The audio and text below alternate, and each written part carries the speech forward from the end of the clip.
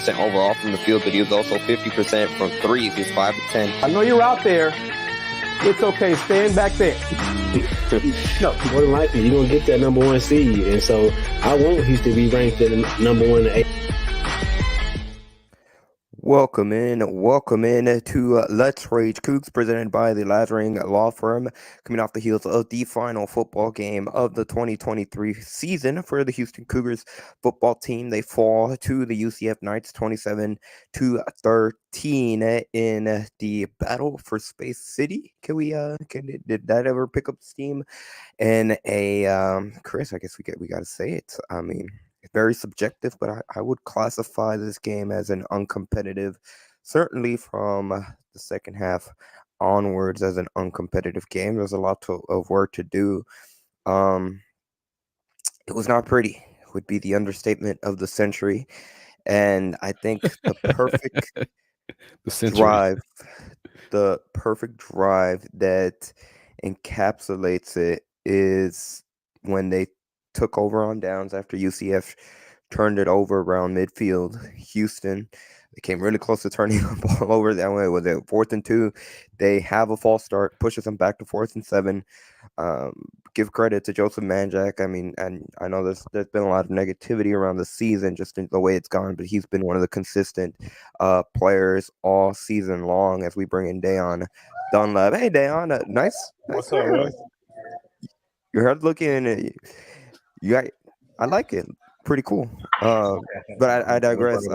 Talking about Joseph Manjack, he's been one of the bright spots. You know, he come up, they make the big play, they get down to 1st and goal, and after a penalty by UCF, they get into 1st and goal from the 4-yard line, and then it seemed like numerous false start penalties.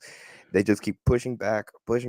They cannot score, and they end up settling for field goal. And that right there, it was already a long shot for them to be able to come back regardless. But that right there pretty much killed it. And that sequence was so sad to watch. Overton going crazy on the sideline. Then come out and run a run play. What was it? 3rd and 17, 3rd and long. Yeah. Even the broadcast. All of that yelling and all that followed by a run play. That just shows, in my opinion, yeah, that's crazy. No confidence in your quarterback. That was crazy. That was a crazy sequence. We got a lot of comments from the folks already tuning in to Let's Rage Coogs. But really, he was so mad at his players, his coaches, whoever, that he says, "Hey, I'll show y'all. I'm gonna call running play after this 3rd and 17." Oh man, it was just the 3 false starts on the drive, going backwards. Yeah, it's just. But the quote he said to radio after the game, "No one is happy going 4 and 8. No one's happy not going to a bowl. We have a lot of work to do." Well, we agree on that. But Tremendous says if Dana comes back, we'll expect to have no season ticket sales and your current season ticket holders to not come back. Mr. Smith, just embarrassing finish after the Texas game. Ram, this is pitiful. On and on. You get the idea. Here's one.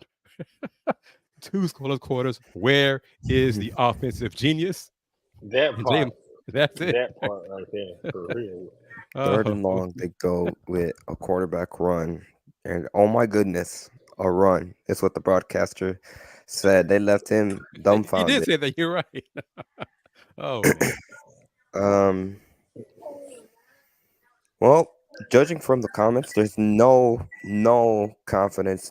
This might be, Kris, you can certainly talk more from experience, but has there ever been a point where the football program has been confidence, at least when it comes to confidence in what the football program is doing, has it ever been lower than where it currently feels like it is? Certainly at this point, not only in the season when they finished 4 and 8, but just overall in the coaching staff, and what is really, it seems like the fans don't feel like there's a sense of direction with the program.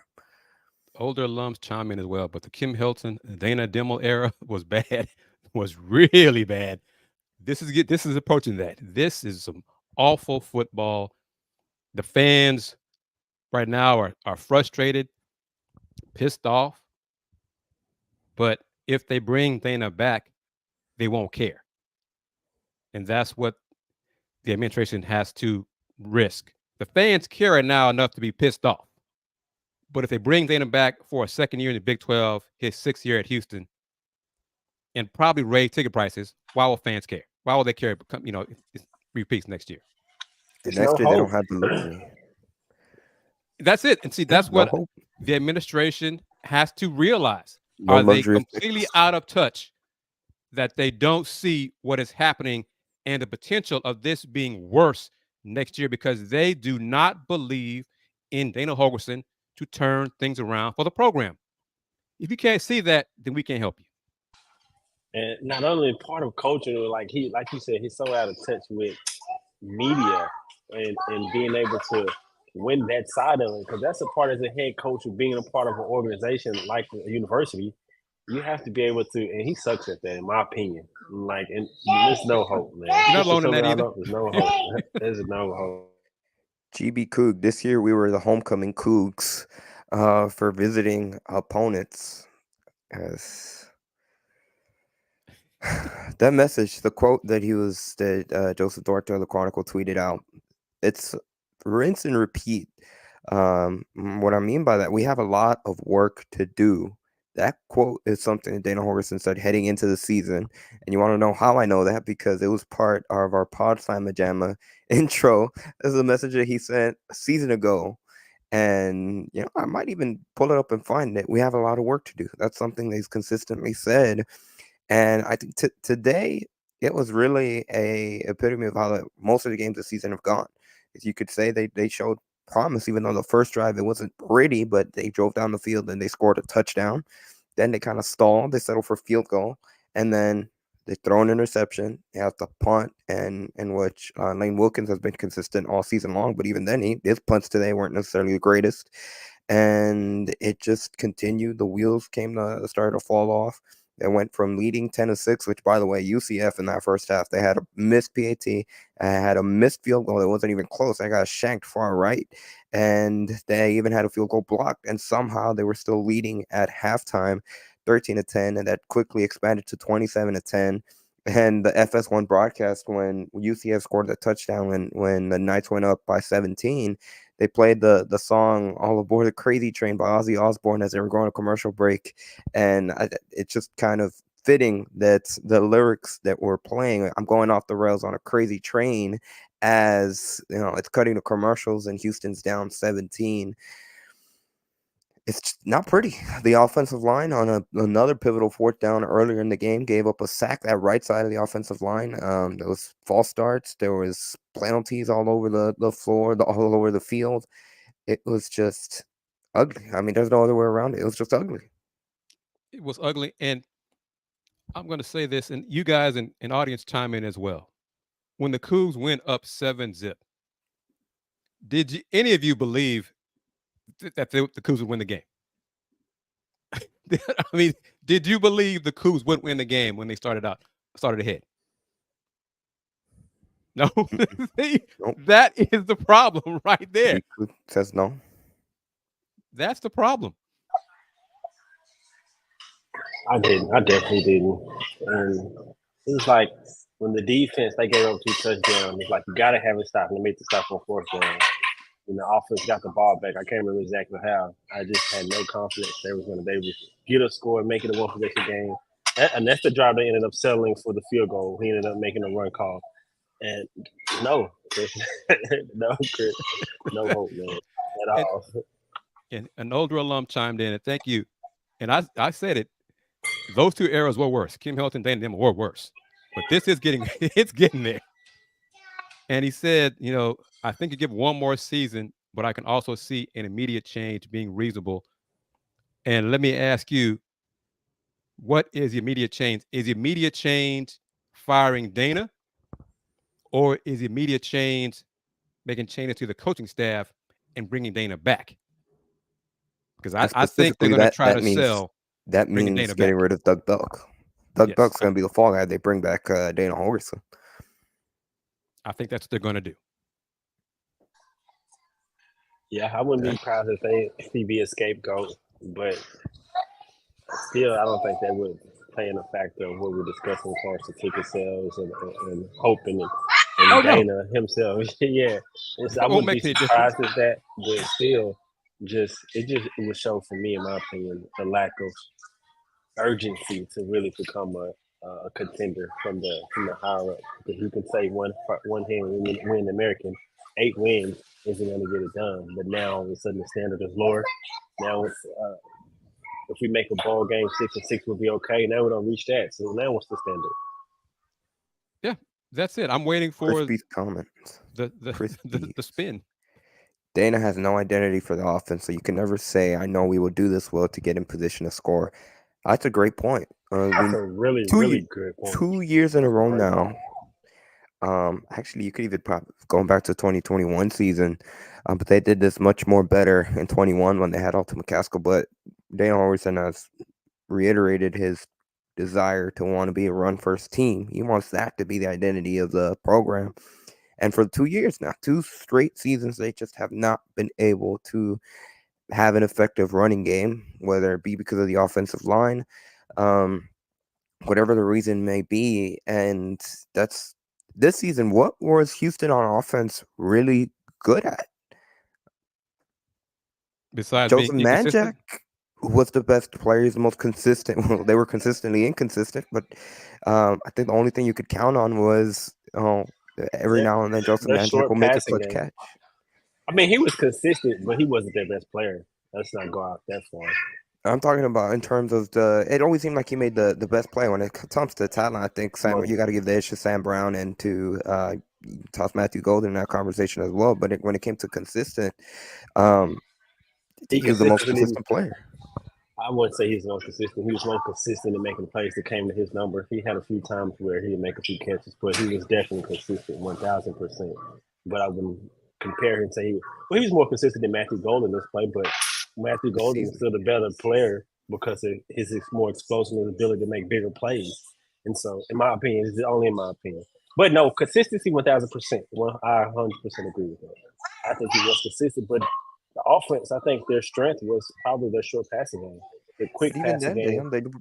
They and it could have been just because they weren't in positions to actually capitalize on it, but they kind of went away from it over the course of the season. Like they did it really well towards that second half or that first half against Texas Tech. They kind of showed flashes in that second half or in that first half against TCU, and then and even to your point about Matthew Golden last season, it looked like he was going to be primed to take up that number 1 mantle spot, and for whatever reason, it just didn't happen this year. And that right there, I know he dealt with an injury at the end of the season, but you could make the argument that's on the coaching staff, and quite frankly, it should be on the coaching staff to see that much regression in terms of impact that Matthew Golden had this season when it comes to being the receiver that we saw flashes of last season. Yeah. Also, got to give credit to Sam Brown being as consistent as he was last year and stepping up and being relied upon. I think he was another player that was one of the better players on the receiving corps. But yeah, I think Matthew Gold, I expect him to have a big year. Some of it you can get the coaching staff and scheme, getting him the ball in different situations for him to make plays. But early on, he had a few drops. So some of it was him playing better and being more consistent, like we're talking about. And I'd say some of it is the coaching staff as well. Here's the question summed up right here. Are we a passing team, running team? On defense, is pass rushing our strength or stopping the run? No identity, no strength, just mediocrity all around. Defensive line, they made stops at some point. Then when you probably needed a key stop, they couldn't get it done. And the 4th down and long and 20, things of that sort. The team is 4-8 for a reason. They had breakdowns in all phases at different parts of games throughout the season. And that really sums up why they're 4-8. Donovan Smith has some good games. He has some bad games. The defensive line has some good games, some bad games. Secondary, same. Linebackers, same. Receivers, same. Good games, bad games. Dana Holgorsen. Today, Donovan Smith had 14 carries, The rest of the running backs had 17. I just don't like that ratio. I don't like it. I mean, Les Donovan Smith is gassing the defense for huge plays every time he's running the ball. That didn't happen today. That's play call. Those are design runs. Most of those 14 rushes for him were design runs. They weren't like scrambles out of pressure, things like that sort. They called those. They're 4-8 for a reason. And that's why we're here talking with you guys, raging together about this 4-8 football season. On the topic of Rage, let's take a quick break. I'd like to thank each and every single one of you guys that's watching us live, whether it be on the Houston Round Ball or Pod Slam Jamma YouTube channels, or if you're watching us on the Pod Slam Jamma X channel or audio only later on our Spotify, Apple Podcasts, wherever you get your audio only versions of Let's Rage Coogs. This is Let's Rage Coogs presented by the Lazarine Law Firm. Dan Lazarine founded the Lazarine Law Firm to provide legal representation to individuals who have been injured or arrested in the greater Houston area. Dan Lazarine understands that bad things sometimes happen to good people. Worse, false allegations are made every day. With offices in Houston and Sugarland, Dan is equipped to handle your legal needs in Harris County and surrounding areas, including Fort Bend County here in Texas. If you have been injured or find yourself in other legal trouble, call the Lazarine Law Firm at 281-720-8551 or visit Dan online at www.lazarinelawfirm.com for a consultation. Of course, we also like to say thank you to our secondary sponsor, which is Star Pizza, with multiple locations across the Houston area. Star Pizza is your go-to stop before or after the game. Be sure to stop by any of their locations every Tuesday during lunchtime for an all-you-can-eat pizza buffet. And some pizza could really hit right now to kind of drown in the frustration of the football team. Warren Hill's comment I want to bring up says, fire Belk, get an offensive line coach and offensive coordinator Dana back in another losing season. Offensive line coach, Matt Nagy was supposed to be the person that came in here and then really turned the running program, the running execution around, and instead it was an influx of transfers from the offensive line in March, and we still haven't gotten the full story. That was a head scratcher there. It's still a head scratcher now. And which player said this? I think it was one of the offensive linemen. I believe it was the kid that went to Colorado. Because I know it was a transfer. Somebody who left, they tweeted that or posted that on their social media that this was a sinking ship. Well, the Dana Holgorsen football program is taking on more water. Which, Dan and Andy, I got a question for you guys regarding bringing Dana back. How many players do y'all think will leave based on if Dana returns? Has Dana lost the locker room so much so that we don't know about? We don't know. But if he comes back for another year, will that really open up the portal and a mass exodus? Who knows? Honestly, that's an interesting question. I mean, you're coming off the heels of a 4-8 season. Honestly, that's just a question that I'm not sure. I'm not sure if there would be a huge influx in terms of transfers. But I think the biggest issue is that it's kind of like they're stuck. And that's kind of something that we mentioned earlier. But again, not to harp on the recruiting rankings for freshmen, which again, those come from third-party sites. They're not necessarily the end-all be-all. But still, to be worst in all of the power conferences, 101st. Last I checked, even with the success that they've had in transfer portal transfers and transfer portal recruits, that way there's not a lot of light at the end of the tunnel. The only light that fans are really grasping is a change. And if it doesn't come, that's just more of frustration. It's going to boil over. There might be some sense of optimism maybe come the springtime. There'll be the quotes of, we got to be better. We're going to try to be a run first team. We're going to try to do this and that. It's a Big 12 program. The Big 12 is every game's a battle, and there's a Big 12 football, this and that come June, July, and there'll be, some buzz. we mentioned today, it got mentioned in the broadcast, August 31st will be the next game for the Houston Cougars football team against UNLV. In a perfect world, you would expect Houston to go out and win that game against the Rebels. And then, conference play starts and it might get trapped in the same cycle again unless if a change is made. Like, it's been the same thing for the past 2 years. Correction. It hasn't been the same. It's gotten progressively worse over the course of the past 2 years. Yeah. And see, that's the problem. And Dan, I don't mean to cut you off, but I think if they don't make a change with head coach, being stuck is worse because this is November. Next game, not until August. We got, what is that? Almost 9 months of Dana Holgorsen back. The fans won't care. They just will not. The fans won't have any. What will be their incentive to buy season tickets next year with Dana back? They'll just wait for the market and get those $4 tickets or whatever. So that'll hurt the program financially right there if you bring Dana back, because the season ticket numbers will dwindle. If you're going to tell your fans, yes, we believe Dana Holgorsen is the right coach to turn things around in the Big 12. We're not going to say it, but we think we're right. Fans, you're wrong. Just trust us. Be patient with us and buy those tickets.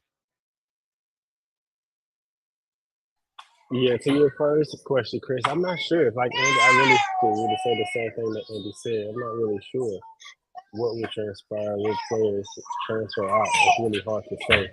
But I could see them maybe some leaving, and I could see some of them being committed to Houston, because there's some of these players that transferred in and he got from high school are from Houston.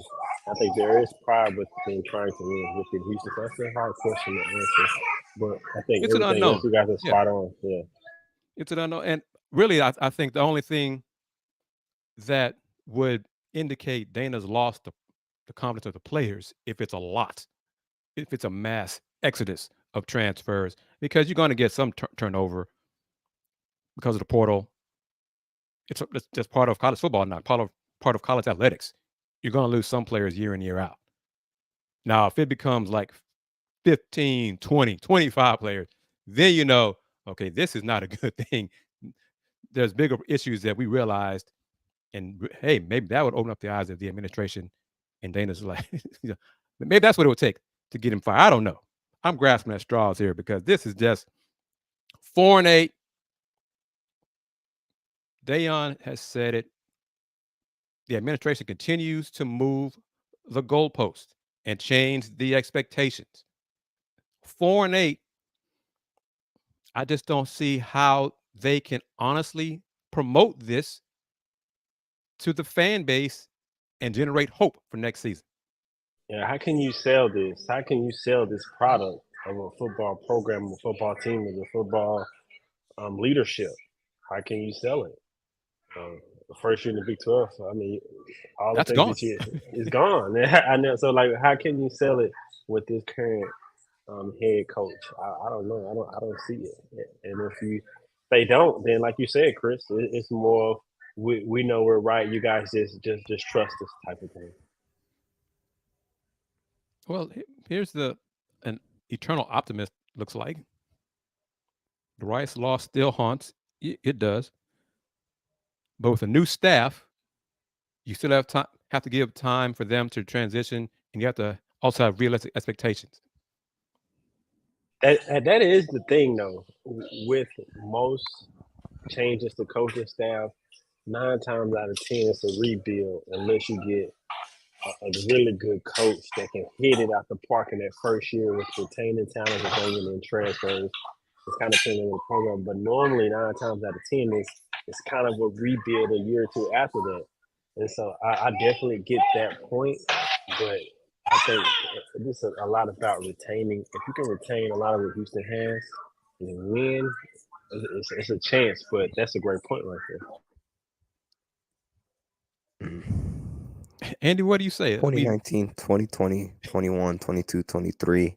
It's hard to continue to be patient when, again, the just belief is not there. At least even if you go to a new coach, the commentator absolutely right. It's going to require patience. It very well could end up being a similar record to 4-8. The difference is there's at least some hope. There's some light at the end of the tunnel, and I just don't see that from a majority of the fan base in the moment. That would be the difference. Now, when it comes to players, whether they transfer out or not, again, there's going to always be transition when it comes to a new head coach. The Eib Krabs comment, the Rice loss, that was at the time an all-time low for the program. Out of all the teams, if there's one team I know, athletic director Chris Besman joked at the beginning of the season, if they only win one game, if they go 1-11, but that one win is against Texas, then maybe it would still be okay. Well, there's one loss that you should never have had, and that loss was against Rice. And not only to lose to the Owls, but to be down 28-0 at one point in that game is just, Rice is not a Big 12 school. Rice does not have the Big 12 resources. Rice. That's kindly saying Rice sucks. bless Rice Athletics, but Rice Stadium is terrible. I mean, Rice is not outdated. Rice does not proclaim to be professed to be a football program like Houston does. No, the press box creaks. The stairs are outdated. You got to walk Chris. in. But and Andy, you lost to them, and you lost. Yes, we're saying all of that, but I mean, the statement that I made, it really hits home because Rice, they're an academic school. They do not profess. They don't say we fire coaches to go 8-4. They don't say we compete for championships. Houston does. Houston has said those things, and yet Dana Holgerson's 4-8, and unless we are surprised, pleasantly surprised, I would say, he'll be back next season for the second year in the Big 12, his sixth at Houston, which means you're not even true to your own words. So are you serious about competing for championships, serious about being a competitor in big-time football if you are bringing this man back year after year? Fans would say no. And quite frankly, when you look at again, it's not an opinion. You look at the data, you look at the numbers. The trend has been down. There was a 12-2 season. That was the all-time high. There's a 12-2 season that came. There were a lot of lucky breaks. There were a lot of fortunate breaks. The ball bounced our way in the 2021 season. That's kind of the message last season. The ball didn't bounce Houston's ways in a lot of games when you talk about kind of the reverse of how many close games they lost. And this season, it was not even the ball bouncing. It was just a lot of games for at least a half. We're not talking about a quarter here and there. We're talking about halves where Houston just looked like it was lost. Like it couldn't have any positive momentum. Again, we saw it it was the same thing tonight against UCF, where again, false start after false start after false start. Seems like you can't get. It seems like not only you're playing against the opposing team, but you're playing against yourself. You can't get out of your own way, and that is all the little things that, again, honestly, you can't blame it on the players. It has to fall on coaches, albeit it is the players that are making these mistakes. And granted, today, let's be candid. They were shorthanded. The usual starters for the right side of the offensive line did not suit up for Houston. But there comes a point where if you're making the same mistake over and over and over again, that's the definition of insanity, to expect a different result. And again, this is year 2 now where results just are not there. Said a lot of great things right there. Patrick Paul got flagged today. Yeah, he did. But one of the things that I want to elaborate on what you mentioned is this coaching staff has been in place, the head coach. And one of his things that he was selling it before we came into the Big 12 is, I know what it takes to win there. Now we need the resources. They started to give resources. People started to donate money. Now we get an athletic facility. And then they have that 1 year that you're referencing where the ball bounced their way. They lost to Cincinnati. Now I know what it takes to win in the Big 12. I see the linemen that they have. And then you fall short that following year. And then now this product, and I say all that to say, one of his reasons and how he was confident coming into the season is having 2 years to prep versus when in West Virginia he was just inserted right into the Big 12. He had 2 years to recruit Big 12 talent that he said he knew how to identify, knew what it takes to get there.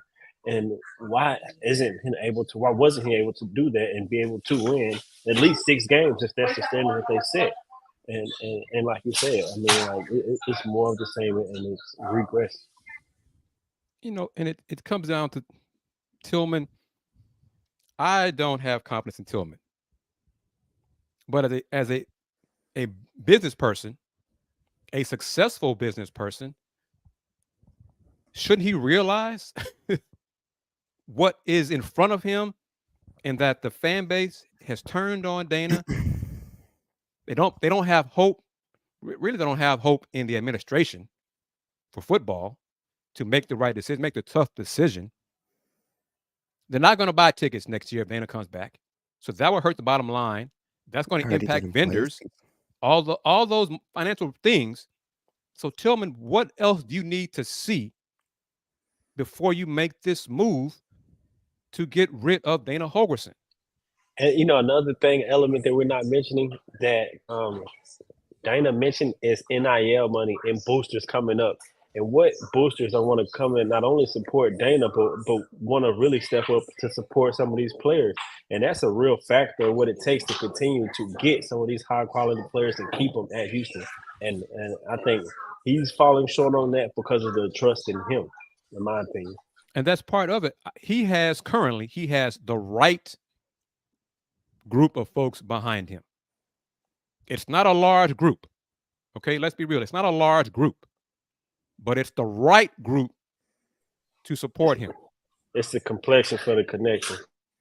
And the thing is, I bring up this comment, the quote from Dana Holgorsen.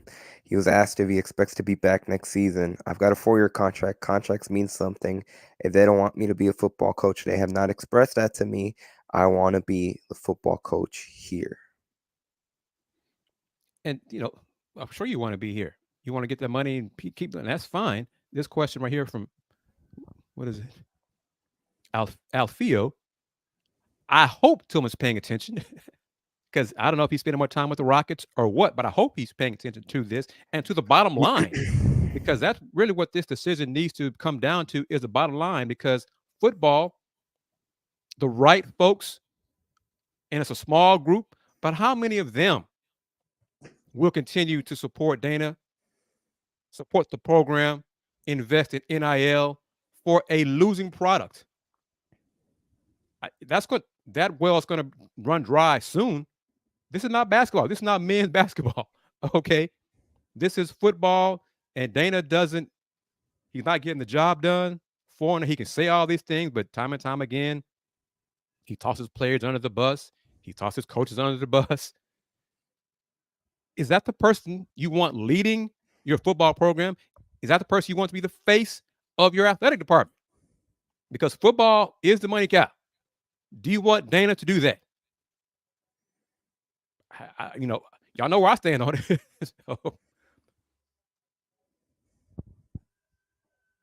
Well, this is interesting right here. This is Dr. Rod. I'll always remember the intro press conference for Dana and what Fertitta said. He said Dana was the last head coach he would be introducing. I think he is done investing in the football program. And that could be part of, I think Tillman, in points in the past, he has urged other boosters to spend their money to invest in the program. He's like, I've done all this for university. The rest of y'all cut those checks. Y'all want Dana gone? Y'all pay for it. I'm done doing that. We'll see if that still holds true. How many wealthy boosters, how many does it take to pony up that $15 million to get rid of Dana Holgorsen? How many will it take? If I had it, he'd be gone today. I don't have it, though. Let's put Andy might have it, pin- but I don't. I'm not sure he has it yet. We don't, Chris. We don't. Let's put a pin on it. Welcome or for those of you guys that are watching us live, tuning in, welcome in. As always, you can never say thank you enough to all of you guys that are watching and support us, whether it be on the Potsdam Jamma YouTube and or X accounts, or of course, if you're watching on the Houston Raw Bar YouTube channel. Feel free to express more support by hitting the like button and subscribing to the respective platform that you guys are consuming this episode of Let's Rage Coogs, presented by the Lazarine Law Firm. Dan Lazarine founded the Lazarine Law Firm to provide legal representation to individuals who have been injured or arrested in the greater Houston area. Dan Lazarine understands that bad things sometimes happen to good people. Worse, false allegations are made every day. With offices in Houston and Sugar Land, Dan is equipped to handle your legal needs in Harris County and the surrounding areas, including Fort Bend County. If you have been injured or find yourself in other legal trouble, call the Lazarine Law Firm at 281-720-8551 or visit Dan online at www.lazarinelawfirm.com for a consultation. Of course, we also like to say thank you to Star Pizza with multiple locations across the Houston area. Star Pizza is your go-to stop before or after the game. Be sure to stop by at any of their locations every Tuesday during lunchtime for an all-you-can-eat pizza buffet.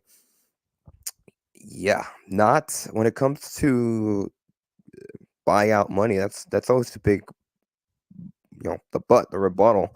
Who has the $15 million buyout to afford to have Dana Holgorsen not be the head coach? And if it's not going to be Tillman Fertitta, putting down that money, will it be anyone? And I think so far there isn't anyone that is going to step up to the plate. And that we know of. And I say that only because Tillman is much more outgoing with his spending.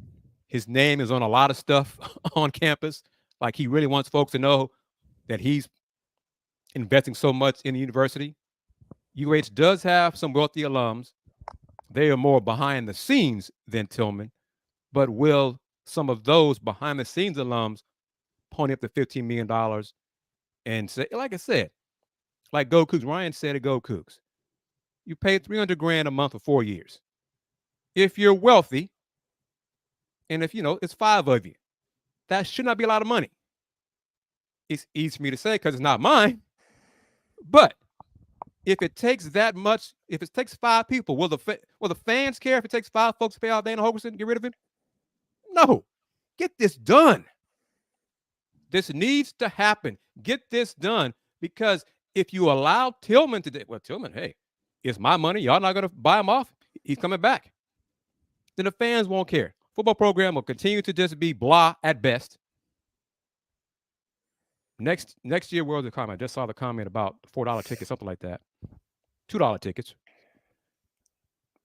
Was it not $1 for the West Virginia game?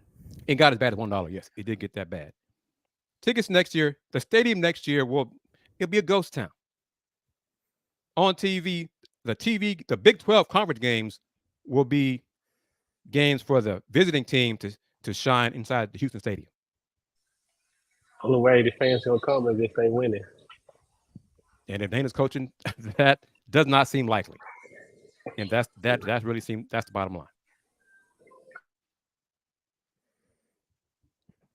I mean, shoot, even when they were winning during that 2021 season, it was hard to pack the stadium. And again, we saw it on their senior night against Oklahoma State. There was a good portion of fans that were wearing orange. We're talking about Oklahoma State. We're not even talking about Texas Tech whenever they have to play here. We're not talking about Baylor. We saw with TCU showed out, and that was with the buzz of it being the first Big 12 conference game ever at TDECU Stadium. And there was still a good hefty amount of purple in the stands this year. Again, like we've mentioned, there's not going to be that lure of the first year in the Big 12. There's not going to be that lure. Hey, October 21st, Texas is coming to town. The first time in 20 plus years. There's just not going to be any of that. And right now, again, coming off the heels of a loss, can we all agree that this was not a competitive loss, by the way? It's just it's very subjective. Yeah. But would we say that? Agreed. Agreed. And more to your check point. that box. What football, UH football, has always been a tough sell because for the most part, it's a pro football town. How The fans don't like Dana. So marketing will have to work that much harder to convince fans, to give fans a reason to come to the stadium to support the Cougs. Yeah, 'cause like you said, they don't like Dana, and they halfway already like college football, Yeah. and so that's not a good mix because of like Houston is not a college town. Even from basketball, you'll pack it out, but it's not a college. It's not. It's Right. the atmosphere is just different. Mm-hmm. It's hard to really explain, but that's those factors you definitely need to take into account. Which just adds up to what we're saying. Why continue to make it harder on your staff, on your fan base by bringing this man back? If you bring in a new head coach that the fans at least they made a move. At least they got rid of Dana. At least they show like it seemed like they care. They're listening to us. So we'll give them and this new head coach a chance. Barring that, hope can be restored. Yes. Barring that, whatever. I'll come back when Dana's gone. That'll be the philosophy. Kickface comment. He was offered free tickets and didn't want to go to a Houston game. Tony M start the petition now against you. I mean, against West Virginia, Baylor. Those were competitive conference games. We're competitive for half against Tech. We're competitive at half against TCU. Half Rice against Oklahoma State. Almost not quite 2 minutes away from meeting Florida Atlantic. Bowl eligible. And being bowl eligible. Rice football is 150 away from improving to 6-6. The Cougs are 4-8. And we're talking about a school that's not known for its athletics. They're not going to be touting for its athletics. And even heading into that season, they weren't necessarily thrilled with their football head coach either. And they will finish with a better season and will be bowl eligible, while Houston will not. That should be another reason to get rid of Dana Holgorsen right there. I believe it when I sit down. Oh, let me ask you: have you changed your percentage? Because you were more confident. I'm manifesting right now. I think as we're doing our show, we still got a few days. I'm still manifesting right now. I mean, because from a logical standpoint, it does not make sense to bring Dana back. From a financial standpoint, it just doesn't make sense. We shall see what they do. I mean, it doesn't have to be in the next 5 days. It would help because you got the portal opening up, all those things. But just get it done. Restore hope in the football program. Taylor's comment: Rice beats their UT, which was U of H, and obviously the Cougars could not beat UT. Yeah, because Rice promoted that win over the Cougs for like 2 weeks. This is our city. We own this city. They circled that game. They wanted that game, especially the way last season went. I mean, they came really close to upsetting Houston last season. Spent the whole year, gnawing at that chance of being able to do that, and they looked dominant for the first half. Were able to escape with the win. I want to bring up this comment. I don't want to rush it too soon. Florida Atlantic has the ball with 90 seconds to go. So we'll see what they can do in those 90 seconds. Another quote from Joseph Duarte of the Chronicle from Dana Holgorsen. With that said, I've got to evaluate everything. I mean everything. Every coach, every player, every scheme. There's a lot of things that need to be evaluated. That's nice, accurate, but I could also just sum it up with duh. I mean, you're the head coach. Right. Okay. Exactly. He can't reevaluate himself. So he can go they can be a scapegoat. Right. Yeah, that's someone going to be a scapegoat. It's gonna fall. But I don't know. We'll see.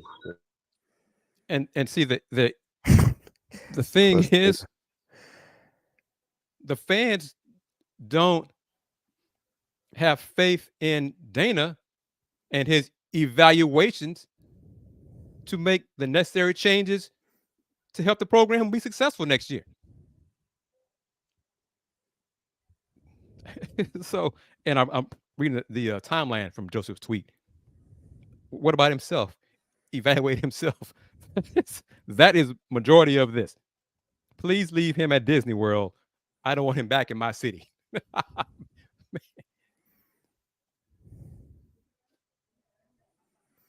Chris Pesman, President Couture, Tillman, Les Rage Coogs, we are not yet the we're fans. I don't know. I don't know if we're at that point yet. Maybe we get there at some point where fans live and die with everything we do on Let's Rage Coogs, and we have tremendous influence over our program. And our platform continues to grow. Right. Yeah, we don't have that yet. But look at the comments from the fans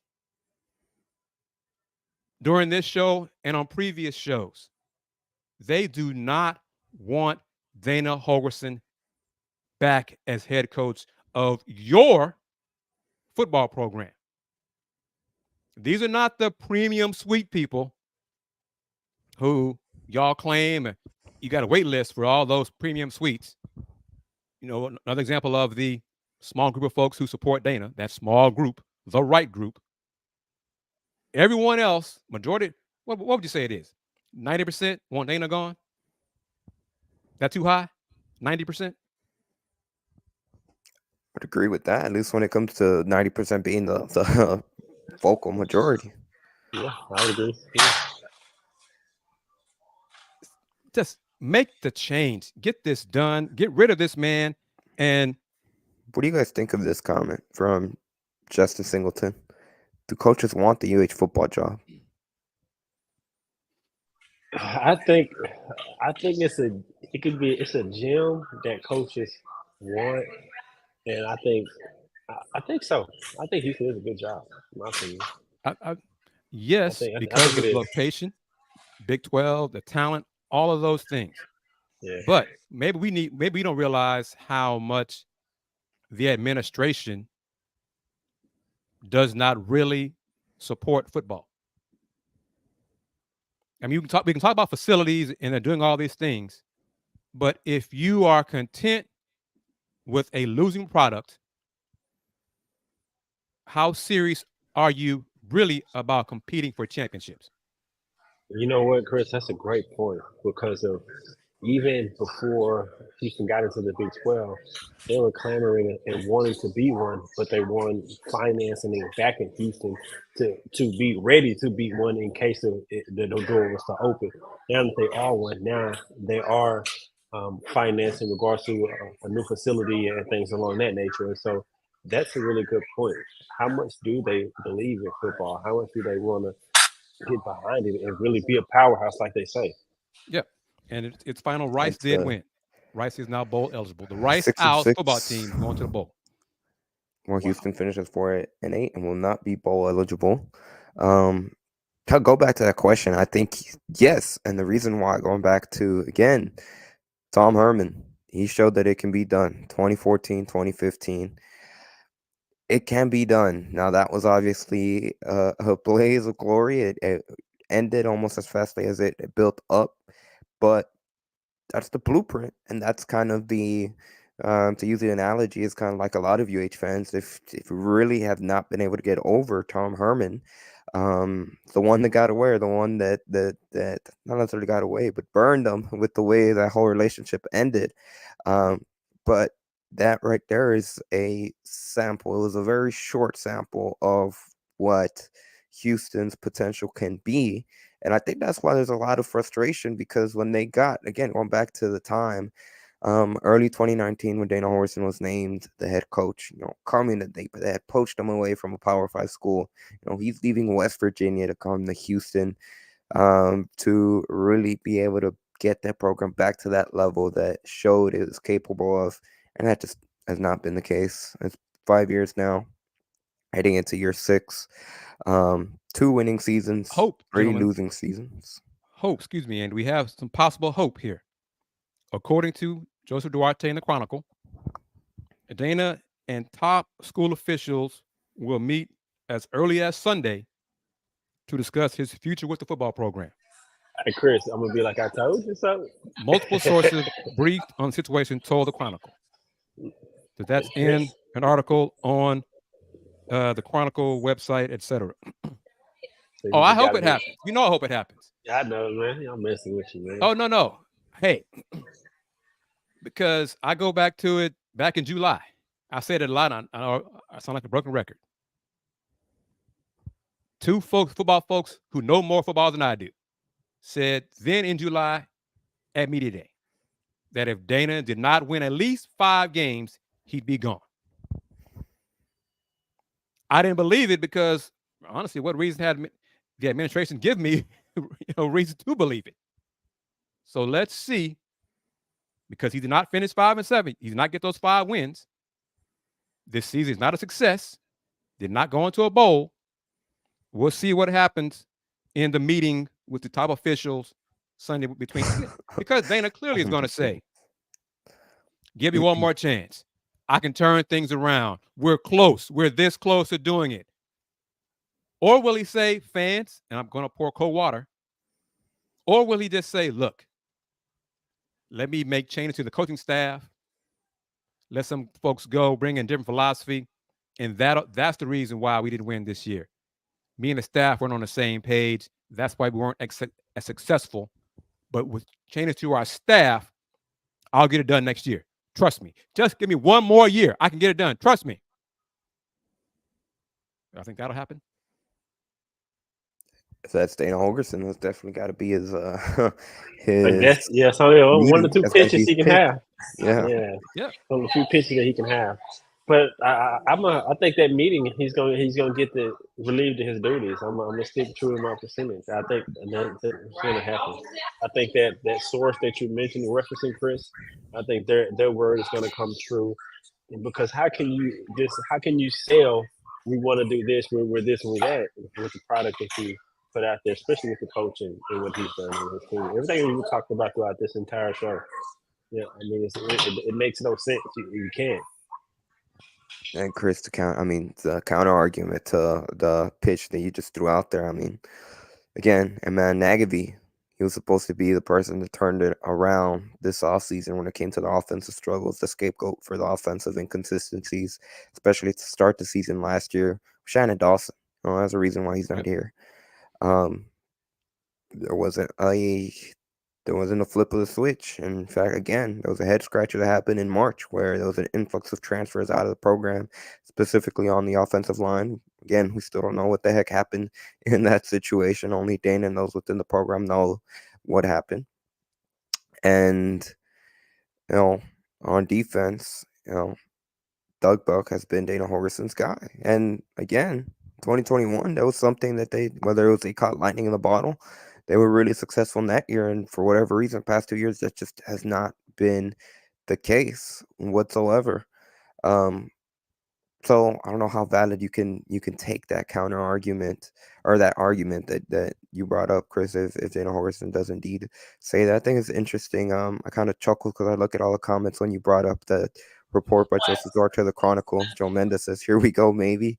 Class that I knew a meeting would be coming. See, Nathan tweeted out the fingers crossed emoji. This is a great question from Renee Garces. What is Dana's best win at UH? Is it the UTSA game, West Virginia, SMU?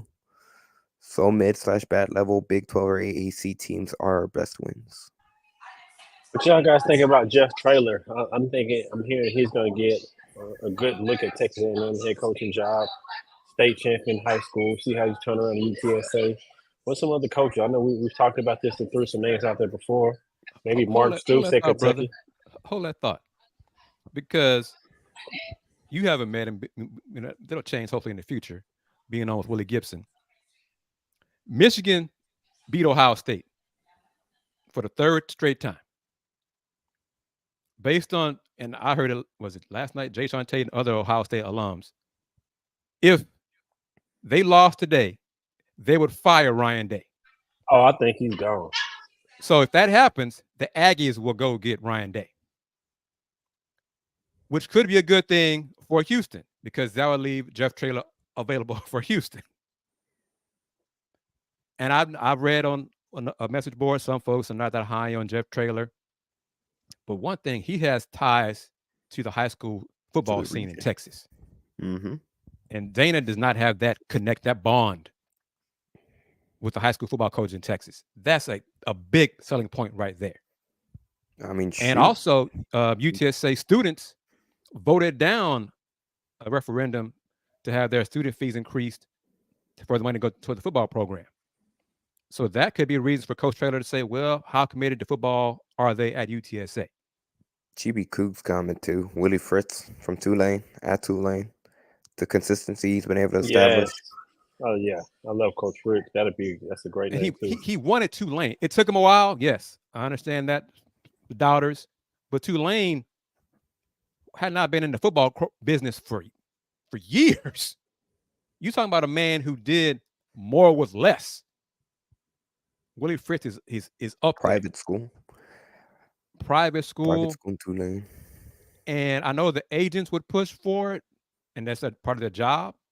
But I don't see what Coach Fritz or Coach Traylor demanding for much more than what Dana's getting right now. They're not going to ask for $10 million a season, like some coaches like Jimbo got. They're not going to do that. And that's important too, because I think UH does have some wealthy alums, but they don't have a whole lot of them. They need somebody else besides Tillman to spend this money. But UH does not have, I don't care what Big 12 money or not, does not have the money to pay a football coach $10 million a year, and then plus the staff as well. No, not the level right now, if ever, at any point in the future. Oh no, this won't happen. Come on, Justin Singleton. You got jokes. Come on now, that ain't happening.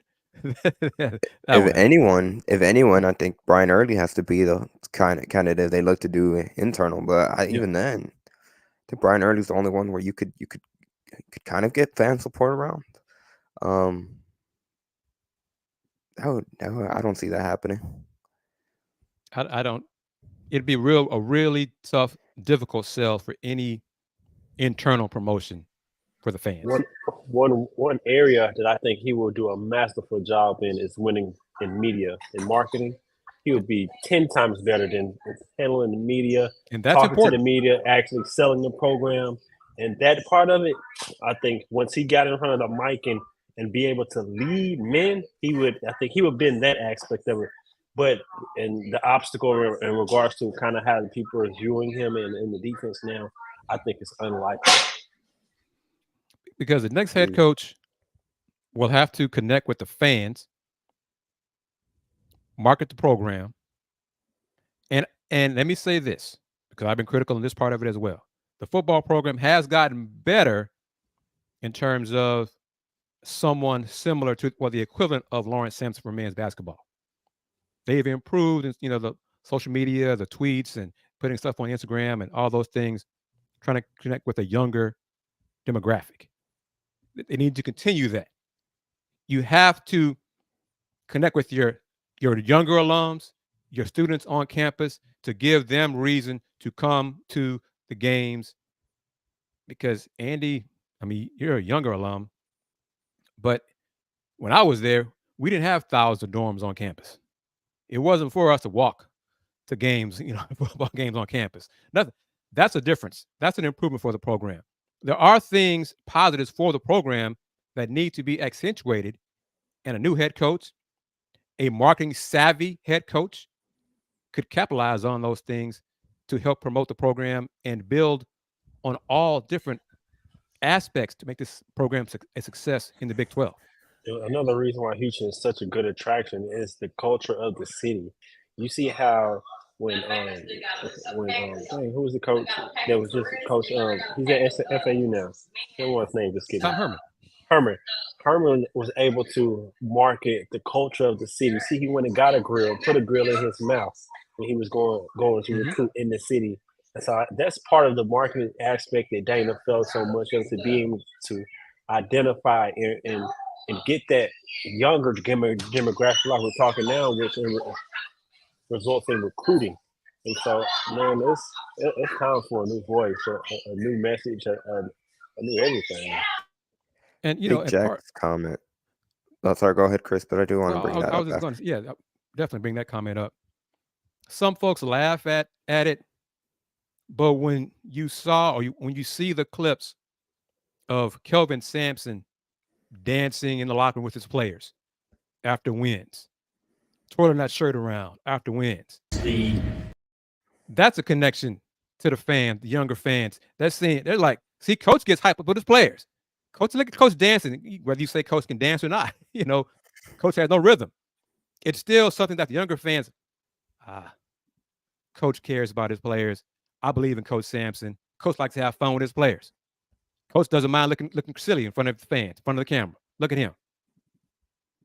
Would they gonna do that?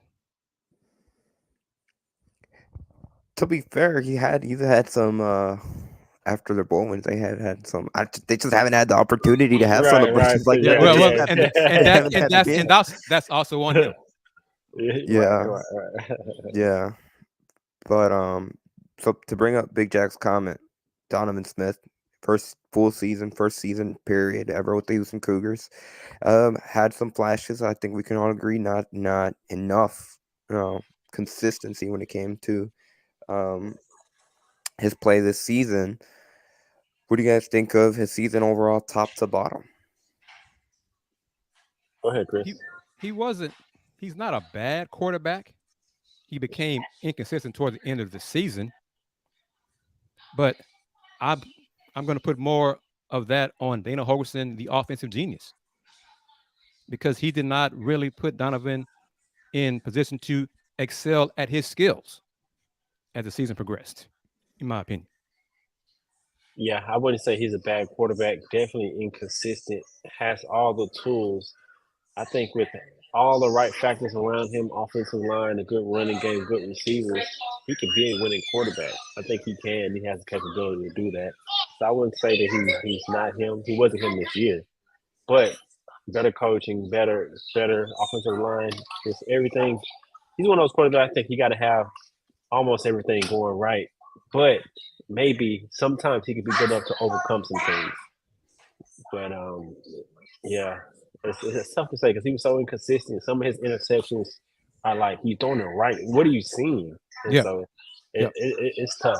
It's tough to say.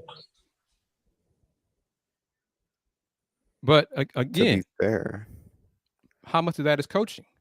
Yeah, offensive line didn't have the best offensive line to work with. Clearly, every recruiting class or every coach should recruit to upgrade talent that was currently on the roster. So get better at your next quarterback, be better than Donovan Smith. On and on. You need to do that. But Donovan Smith, his first year starting consistently, was okay. Did he make mistakes? Yes. But if you have a head coach who's not putting you in positions to shine, that's on the head coach too. Okay. I mean, Donovan needs to get better. Clayton Tune, we had fans criticize Clayton Tune for a while, and then into his career, boy, look, Clayton Tune, man, he is a true Cougar. He is the best thing since sliced bread. How long did that take? Took him 3 years. Took him 2019. Took him 2020 until the latter half of 21. I say all that. Say Donovan Smith is not. I know some fans aren't saying this either, but Donovan Smith is not the number one issue for the for the Cougar program. Yeah, he's not. He's not bad at all. Definitely inconsistent though. Makes some boneheaded throws and some boneheaded decisions. But right now, he's the furthest from the issue. We can win with Donovan Smith for sure. Correct me if I'm wrong. I think this was his first full season being the start, like the unquestioned starter. Yes. No injuries, no serious injuries, no. You know who he kind of reminds me of, but I wouldn't. He hasn't shown to have that much talent. Is Jameis Winston. In regards to his size and the way he plays and inconsistent, but makes all the throws and has the athleticism. One thing I would say that he hasn't shown that Jameis has is that beautiful deep ball. He hasn't shown that deep ball, but he's inconsistent. He's similar to Jameis. It's a great comp. That's a great comp. I could see that 100%. I think that's the biggest think that's the biggest thing with Donovan, inconsistencies. Like again, you could he shows flashes here and there of what the skill sets that he has, because he does have a lot of just physical gifts. Where again, he's tall. Today we saw that for whatever reason they began using the quarterback sneak after whatever happened at Texas, from that game up to Texas Longhorns, when they just refused to use a QB sneak up to that point. He has the tools. It's just a matter of being able to bring it together. And he'll be in his senior season next year. I'm not sure if that's it for him next year in terms of a senior, or if he might have an additional one because of COVID and all those rules. But I think there's stuff there where you can build on, and I mean that could be an interesting point too, in terms of Dana's argument. A pitch like, hey, we brought in Donovan Smith. He had year one offense. There's still a lot he needs to improve. If you bring in a new coach, he's either going to leave or he's going to have to start from square one. I don't think that's enough to be a valid argument to be the final say, but that could be another thing that he says in that meeting, if they do indeed talk about why he should stay for the coach of the Houston Cougars. Go Cougs has a tweet. I haven't listened to it yet, but he said in post game, Dana says he will have to discuss the transfer portal with around 60 current players. Dang, that's the whole team. That's a lot. That's the whole team, right? That's half the team. And Donovan does not call plays. Okay, so that's not on him. Mm-hmm. He, you can see him. He looks at his wrist and looks at plays on his wrist. He does not call plays. That's Dana's and OC. They call the plays. Donovan as a playmaker, some of his scrambles and things. How do you say he's not a playmaker? He made some plays with his feet. He kept some drives alive with his feet. Some scrambles when the O-line broke down in protection. Some of the play calls. Where was the deep ball toward the end of the season? Mm-hmm. There's not a lot of shots. And even last season. The short routes kind of went away from that. The tight end option, where did that go? There's different things that the offense was bad most of the year. Defense was the strong point of the year. I'm going grade both sides of the ball all year. The defense would probably get a C plus or a C, and the offense got to get an F plus, like for their performance throughout the year. What you guys think?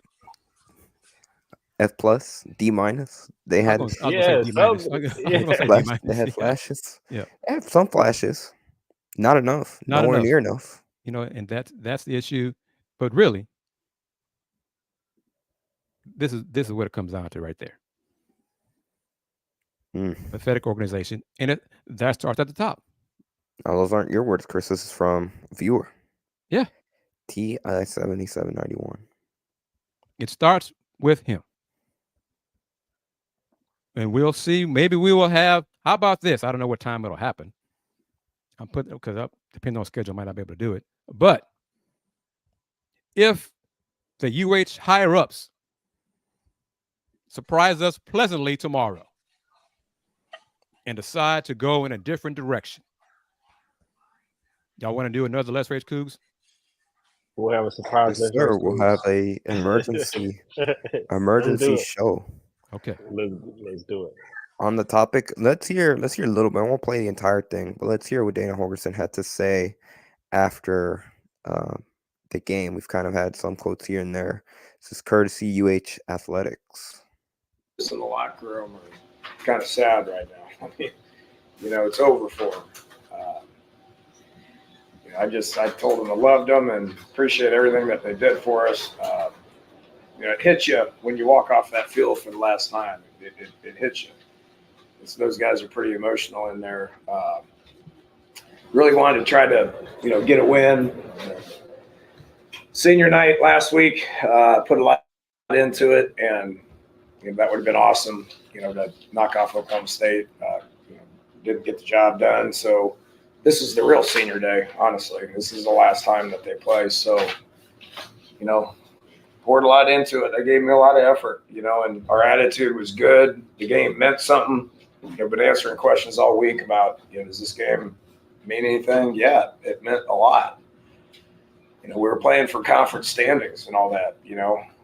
Central Florida's a heck of a team, heck of a program. They're going through the same stuff we are. I mean, they're 6-6 and get to go to a bowl game. They got good players. They've won a lot of games in this place. So, disappointed how it ended. Disappointed in the losing record. Year one Big 12 knew it was going to be tough, and it was. It's not going to get easier. So, just obviously got a whole lot of work to do. That starts Monday. Questions? I think along those lines in the post-game radio, you were talking about not happy with 4-8, not happy with losing season. To all that said, I know it's hard to encapsulate everything right now, how the season went, but just overall though, did you see, obviously there weren't a lot of peaks, but did you feel like there was something to take out of the season that you can just understanding it more than anything. The University of Houston hasn't played Power 5 football in a long time. Played Power 5 teams sporadically, but not week in, week out. That's an adjustment, and we got to keep building. Not happy with 4-8. Nobody is. I've been here before. Same thing happened at the other place when we transitioned, and worked our way out of it. So I've got complete confidence that we can work our way out of it at the University of Houston, and we just got to keep building and keep improving, and eventually we'll get where we want to be. What is the biggest thing that maybe you've been through the transition before, but what is maybe the biggest thing that you've learned with this group transitioning to kind of the same way that UCF and the other schools have? I don't know, because we're in a different time. I'm going to have conversations with what's going to amount to about 60 kids on our roster next week if they're going to get in the transfer portal and leave. How many do we have to replace? We got to replace 18 seniors. I know that, but how many more? Turnover. It's just a different world and a different time to where you have an opportunity to, change your team, improve your team every single year. I can't tell you the amount of hours that's going to go into recruiting in the next 4 weeks. It's a lot. It's more than we put into the season. I can assure you that. So we'll start there with recruiting, and it starts next week with recruiting our team, the current team. It's crazy. So, a lot of work, but we welcome that, and I'm excited about.